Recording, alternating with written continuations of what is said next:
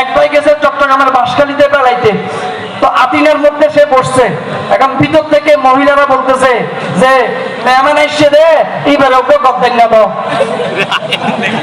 এইবার ওকে কি দাও, গদ্দাইনা দাও। মেহমান এটা শুনে, মেহমান শুনছে গদ্দাইনা দিতে বলছে, কারণ মেহমান তো শুনে। এখন মেহমান উঠে দিছে দৌড়, গদ্দাইনা মানে মনে করছে ঘাড়ের উপরে মারবে। এখন লোকেরা আসি দেখতেছে মেহমান নেই। এখন যার পরিচয় দিয়ে আসছে সে ফোন করে জিজ্ঞেস করতেছে, কিরে ভাই তুমি চলে গেলে কেন? বলে কি তোমার বাসায় গেছি অনেক আশা ভরসা নিয়ে একটু বেড়াবো, আর তোমার মা বলতেছে আমাকে গদ্দাইনা দিতে, সেই জন্য আমি রাগ করে চলে এসেছি। বলে আরে গদ্দাইনা মানে হচ্ছে বালিশ। গদ্দাইনা মানে কি? বালিশ।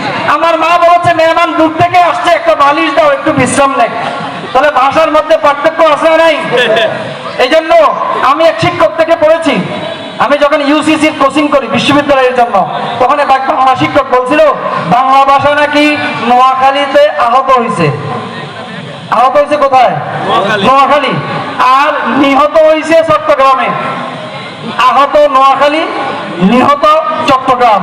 আর এটার দাফন কাফন হয়েছে সিলেটে।